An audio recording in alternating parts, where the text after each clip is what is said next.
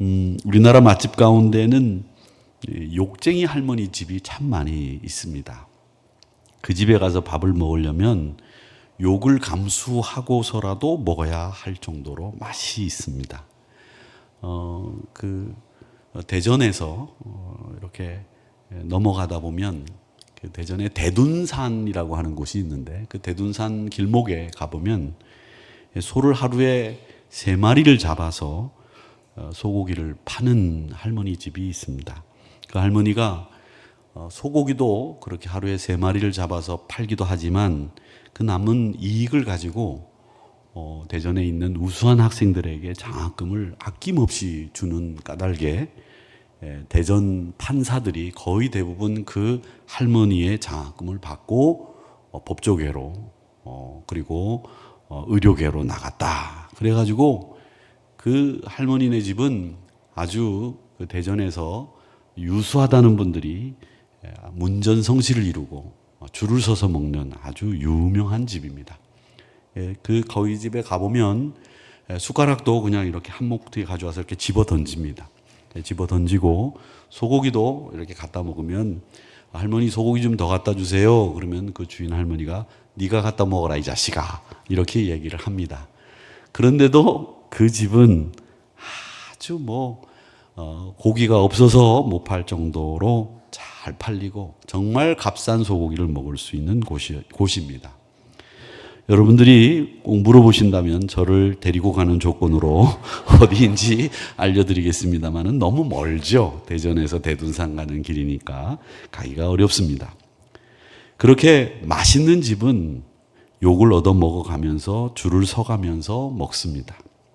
제가 언젠가 한번 말씀드린 적이 있는데 제가 아는 분이 장사가 너무 안 돼서 묘안을 짜내다가 욕쟁이 할머니들이 운영하는 집에 가서 밥을 먹어보곤 나도 이렇게 해야 되겠다 생각을 하고 밥맛도 음식맛도 그렇게 흉내를 내고 욕쟁이 할머니처럼 손님에게 어떤 타이밍에 욕을 해야 되는지를 잘 배운 다음에 다시 개업하는 기분으로 장사를 시작을 했습니다. 그런데 어떻게 됐을까요? 망했습니다. 손님들은 욕도 할 만한 사람이 해야 기분 좋게 듣습니다. 맛도 없으면서 욕을 해대면 기분 나빠서 다음부터 안 옵니다. 맛이 있어서 감탄하면서 먹고 있는데 그 맛난 음식을 먹은 할머니가 와서 야 이 자식아, 야 이 뭐야 욕을 해대면 그러면서 맛있냐고 물어보면 괜히 정감이 가고 따뜻한 온기가 느껴지고 괜히 어머니 밥을 먹는 것 같은 느낌에 그 욕이 들리지가 않습니다. 그런데 맛도 없는 음식에 이 쓰레기라고 생각하는 음식을 생각하고 먹고 있는데 욕까지 하면 더 이상 물러설 곳이 없습니다. 그래서 망했습니다. 이렇게 말도 시적절하게 할 만한 사람이 해야 되고 또 말도 또 들을 만한 사람에게 들어야 그 말이 힘이 있고 능력이 있습니다. 혀를 재갈 물리지 않으면 너희의 경건도 헛것이다 이렇게 말씀을 하셨습니다. 특히 이 신약성서 가운데 야고보서 기자는 이 혀의 사용에 대해서 굉장히 민감하게 말씀하셨습니다. 그리고 제가 지난주에 말씀드린 것처럼 성경에서의 이 말은 중립이 없습니다. 생명으로 가는 말과 죽음으로 가는 말, 이 두 가지밖에 없다고 말씀을 드렸습니다. 그러면서 여러분들은 생명의 말로 사람을 생명으로 이끄는 말을 사용하셔야 된다 이렇게 말씀을 드렸는데 우리가 구원받은 후에 사용하는 말에 대해서는 두려움 없이 우리 입으로 우리가 하는 말이니 함부로 이야기해도 된다고 하는 생각을 가지고 말을 하는 경우들이 있습니다. 그런데 이 죄악에 물들게 되면 우리의 말이 늘 이렇게 험하고 어려운 말들이 나오게 되어 있습니다. 그래서 우리는 제일 먼저 이 모함이라고 하는 것과 험담이라고 하는 것에 대해서 좀 알아볼 필요가 있는데 이 험담은 일상의 생활 속에서 그냥 편안한 잡담 속에서 나오는 말이 험담입니다. 조셉 스토웰이라고 하는 사람이 있는데 이 사람은 험담과 모함은 비극을 가져오는 사촌이라고 말을 했습니다. 많은 관계를 깨뜨리고 파괴하고 또 교회의 분열을 가져오는 것이 험담과 모함이라고 했습니다. 이 죄의 특징이 뭐냐 하면 바로 험담을 즐기는 겁니다. 우리는 남의 치부나 실수를 아주 좋아합니다. 제가 그걸 많이 느낍니다. 목사가 조급해가지고 부목사들하고 밥을 먹으러 가려고 9598에서 내려오다가 경사진 곳으로 내려오다가 넘어져서 바지를 찢고 무릎을 깼다. 그러면은 교인들이 아이고 목사님 무릎 성하세요. 어떻게 하면 좋아? 이렇게 하는 게 아니라 으아 웃습니다. 그럴 수 없습니다. 근데 사람들은 누가 실수를 하거나 누가 치부를 드러내는 것을 좋아하기 때문에 이 험담이라고 하는 것은 굉장히 매력적인 아이템입니다. 유명인사, 연예인들의 험담은 아무도 책임지지 않고 있기 때문에 우리가 우리의 인기를 먹고 사는 사람들을 험담하는 것은 괜찮다고 생각하는 게 대중들의 심리입니다. 그러니까 함부로 이야기하는 까닭에 그 연예인들이 그 말에 상처를 입고 극단적인 선택을 하는 경우들도 있습니다. 모함의 특징은 의도적인 공격이라는 거죠. 의도적으로 누군가의 인격을 깎아내리는 겁니다. 그 하나가 나쁜 정보입니다. 그 나쁜 정보라고 하는 것은 뭐냐면 사실이냐 아니냐 이런 것이 판명된 이야기가 아닙니다. 그냥 소문일 수도 있는데 그걸 사실인 것처럼 나쁜 정보를 이야기합니다. 내 입을 떠나서 다른 사람의 귀에 들어가는 순간에 그것은 돌이킬 수 없는 말이 되는 건데 평판에 흠집을 내고 명예를 실추시키는 일을 가볍게 여기셔서는 안 됩니다. 특별히 교회에서는 제가 늘 말씀드리지만 우리 장로님들을 배나 존경하십시오. 우리 권사님들은 전설 같은 권사님들이 되도록 하십시오.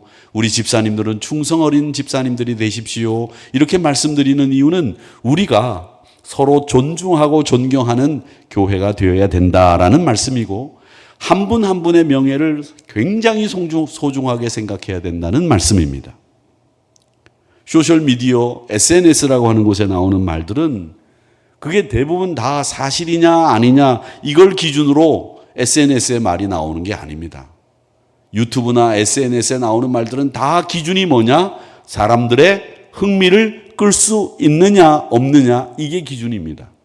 그 말이 사실이냐 아니냐는 기준이 아니기 때문에 거짓말이라도 그 말이 사람들에게 흥미를 유발시킬 수 있으면 거짓말이라도 팩트, 사실인 것처럼 올리는 것이 바로 SNS의 특징이라 특히 목회자들은 그리스도인들은 이 SNS가 영적으로 결코 유익하지 못하다는 말씀을 드리는 겁니다. 왜? 그 말은 다 흥미가 기준이기 때문에 그렇습니다. 사람들의 호기심을 유발시키는 것이 기준이기 때문에 그렇다는 겁니다. 그리고 또 누군가에 대한 나쁜 소식과 누군가에 대한 나쁜 이야기 이런 이야기들은 우리는 조심하고 또 조심해야 됩니다. 여러분 누가 나에게 와서 누군가를 제3자를 험담하는 얘기를 들으셨을 때 그분이 돌아가서는 나를 또다시 험담할 수 있는 분이라는 걸 아셔야 됩니다. 전도서에는 그 말이 있습니다. 7장 21절 22절 말씀에 보면 사람들이 하는 말에 마음을 두지 마라. 그리하면 네 종이 너를 저주하는 말을 듣지 않을 것이다. 네 종이 너 앞에 와서 누군가를 험담하는 소리 마음에 두지 마라. 그렇게 두지 말아야지 너를 험담하는 소리를 안 듣게 되는 것이지 남이 험담하는 소리를 듣는 것을 너가 받아주면 나중에 그 종이 너를 험담하는 소리를 듣게 된다. 그 말입니다. 모함은 사람을 다른 평판에 의해서 악한 평가를 내리는 일이기 때문에 듣는 사람도 말하는 사람도 또 교회도 공동체도 해롭게 만드는 것이 모함입니다. 에덴 동산에서 사탄이 하나님에 대해서 거짓말을 했습니다. 이걸 먹는 날에는 반드시 죽는다. 이게 하나님의 말씀인데 죽지 않는다고 하나님을 모함하고 하나님이 아주 꼬장꼬장한 성격 까탈스러운 하나님인 것처럼 그렇게 하나님을 모함했던 것이 사탄입니다. 이 모함과 험담의 심리적인 요소는 뭘까요? 거기에는 질투라고 하는 것이 있습니다. 마귀라고 하는 말을 영어로 devil이라고 이렇게 얘기를 하는데 그 devil이라고 하는 말은 모함하는 자라는 뜻입니다. 야고보서 4장 11절에 보면 형제들아 비방하지 마라. 서로 비방하는 자나 판단하는 자는 율법을 비방하고 판단하는 것이기 때문에 네가 만일 율법을 판단하면 율법의 준행자가 아니고 재판관이 될 것이다. 이렇게 경고하셨습니다. 모함은 사람에 대한 악평과 없는 사실을 있는 사실인 것처럼 말하게 하고 율법도 모함하게 되고 재판관이 되는 것인데 그 재판관은 오직 하나님 한 분이신데 자기가 하나님이 됐다고 생각하는 겁니다. 또 질투와 함께 모함과 험담에는 두 가지 심리적인 측면이 있는데 그게 뭐냐면 에고를 사랑하는 마음과 자기 과시입니다. 험담과 모함을 주고받을 때는 우리가 다른 사람을 무너뜨리려고 자기 자신을 높이 세우려고 험담과 모함을 하는 겁니다. 2004년 3월 11일 날로 제가 조사를 해보니까 나오던데 대통령이 간담회를 했습니다. 기자간담회를 하는 중에 대통령이 이런 말을 했습니다. 유명한 건설회사 사장님이 좋은 학교도 나오고 크게 성공한 분이신데 시골에 있는 별 볼 일 없는 사람에게 머리 숙이고 돈 주고 그러면서 연임을 청탁했다라는 말을 하셨습니다. 그 대통령의 형에게 가서 부탁을 한 일이었습니다. 그런데 그 이야기를 듣고 당일날 그 청탁을 한 사람은 한강에 투신해서 죽었습니다. 저는 물론 청탁을 하지 않는 세상이 됐으면 좋겠다고 생각을 하고 또 청탁을 하지 않으려면 또 자기 편이라고 무조건 세우는 이런 일은 없어야 된다고 생각합니다. 내 편이 아니더라도 유능하고 내 편이 아니더라도 그 사람이 이 일에 꼭 필요한 사람이라면 세울 수 있는 폭넓은 정치 이런 것들을 할 수 있어야 되는데 그걸 하지 못하니까 청탁을 할 수도 있겠다라는 생각을 합니다. 그런데 개인의 명예를 더럽혀가면서 우리가 바로 잡아야 될 것들을 이야기하는 것은 그분의 실수였다고 저는 생각합니다. 개인의 명예는 상당히 소중하고 상당히 귀한 것이기 때문에 그 명예를 실추시키면서까지 그 사람을 그렇게 해서는 안 된다고 하는 이야기를 했던 것이 결국은 이 문제를 야기시켰던 겁니다. 저는 성경에 보면 하나님의 사람도 모함을 당했던 경우들을 봅니다. 요셉이 그랬습니다. 보디발의 아내에게 거짓 모함으로 감옥에 갔죠. 그런데 끝내 하나님은 그를 애굽의 총리로 세우셨습니다. 다윗은 사울에게 충성을 다했는데 이 다윗이 자기를 죽일 줄 알고 늘 언제 얘가 나를 죽일는지 모르겠다 생각을 해서 밥을 먹는 중에 단창을 던져서 사울이 다윗을 죽이려고까지 했습니다.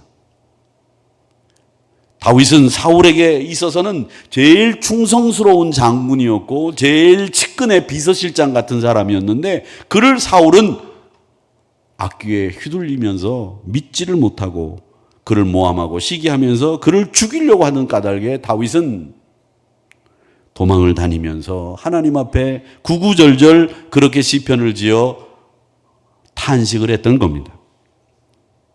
예수님도 마찬가지죠. 거짓 증언과 모함으로 십자가에 달리신 것 아닙니까? 그 십자가가 인류의 구원이 되었습니다. 이런 모함 앞에서 우리 성도들은 어떻게 해야 되느냐라고 하는 것이죠. 여러분, 어떤 이야기를 듣든지 나쁜 이야기는 항상 사실 확인 없이 반응하지 마십시오. 잠언 18장 13절의 말씀에 보면 사연을 듣기 전에 대답하는 자는 미련하여 욕을 당한다고 했습니다. 상대편의 이야기와 반대편의 이야기를 다 듣고 난 뒤에 판단해도 늦지 않습니다. 그렇기 때문에 여러분들이 좋지 않은 이야기를 들었을 때에는 언제나 사연을 다 듣고 난 뒤에 판단하고 말하는 것이 지혜로운 것이다라고 잠언 18장 13절에서 분명하게 우리에게 말씀하고 있다라는 겁니다. 또 하나 여러분, 나쁜 말을 듣게 되거든 침묵과 인내로 반응하십시오. 마태복음 26장 63절의 말씀에 보면 예수님이 그 십자가 앞에서 돌아가시기 직전에 재판을 받을 때 거짓 증언하는 사람들 앞에서 어떻게 하셨습니까? 도살장에 끌려가는 양같이 입을 다물고 침묵하셨습니다. 너로 살아계신 하나님 앞에 맹세하게 하노니 네가 하나님의 아들 그리스도인지 우리에게 말하라. 이렇게 이야기하셨는데도, 대사장이 말했는데도 불구하고 우리 주님은 아무 말씀하지 않고 침묵하고 인내하셨다는 겁니다. 여러분, 이게 우리 그리스도인들이 두 번째로 취해야 될 태도입니다. 사연을 다 듣자, 침묵과 인내로 우리가 판단을 하고 우리가 행동해도 늦지 않는다라고 하는 것입니다. 또 세 번째는 가장 좋은 방법인데 하나님 앞에 맡기십시오.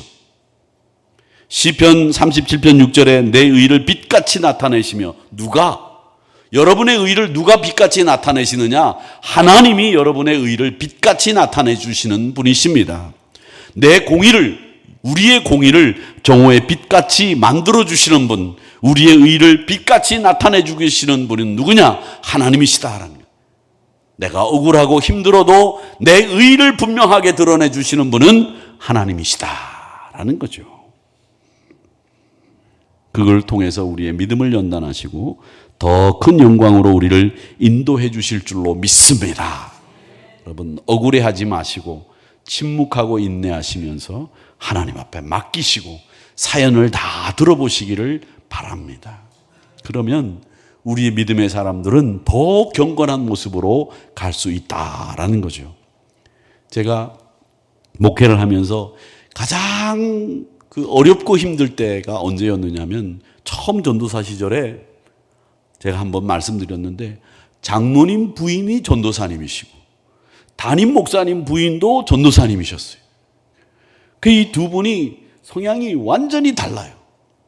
그래서 전도사가 3명인데 제가 전담 전도사, 장로님 한 분 계신데 그 한 분 계신 장로님 부인이 전도사님, 담임 목사님이 저 말고 목회자가 한 분 계신데 그분의 부인 사모님이 전도사님. 이분들이 같이 신방을 갈 때는 저도 같이 갑니다마는 이분들이 따로따로 신방을 갔다 오고 난 뒤에는 다 와가지고 저한테 얘기를 합니다. 어떤 얘기를 하느냐? 이분은 이분 욕하고 이분은 이분 욕하는 게 일이었습니다. 그래서 제가 그때 조금 알았습니다. 아하, 참 이런 분들과는 같이 어울려서는 안 되겠다라는 생각을 했습니다. 제가 그 교회를 떠나고 난 뒤에는 그분들과 어울리지 않았습니다마는 여러분, 그런 일이 있었습니다. 그리고 난 뒤에 제가 처음 담임 목사로 갔는데 그 교회가 1년 동안 담임 목사를 구하지를 못해서 교회가 두 쪽이 나가지고 싸우는데, 항상 목사를 만나자고 그러면 그 얘기는 뭐냐? 상대편을 욕하기 위해서 저를 만나자고 하는 겁니다. 그래서 제가 예배 시간에 선언을 했어요. 나에게 상대편 누군가를 욕하기 위해서 찾아오는 분은 안 만나겠다고 선언할 정도였습니다. 그게 말하는 분도 듣는 분도 영적으로 굉장히 혼란스럽게 만들고 해악을 끼쳐요. 듣는 저도 영적으로 굉장히 힘들더라고요. 그러니까 여러분, 우리 믿음의 사람들은 이 말이 사람에게 힘을 주고 사람에게 능력을 더해주고 사람을 세워주는 말을 하는 것이 우리가 써야 되는, 이 말이 가지고 있는 힘이고 그 말이 그런 무기가 되셔야 될 줄로 믿습니다. 험담은, 모함은 여러분의 인생을 바꾸고 여러분의 교회와 공동체와 가정을 엉망으로 만듭니다. 그리스도인들의 혀는 강력한 무기가 되어서 은혜를 추구하는 강력한 도구가 되셔야 될 줄로 믿습니다. 내 힙은 많은 성도들을 세우는 강력한 무기입니다 라고 하는 것을 아시고, 여러분, 오늘 4장 29절의 말씀에 더러운 말은 너희 입 밖에도 내지 말고 오직 덕을 세우는데 소용되는 대로 선한 말을 하여 듣는 자들에게 은혜를 끼치게 하라. 이 말씀을 꼭 기억하십시오.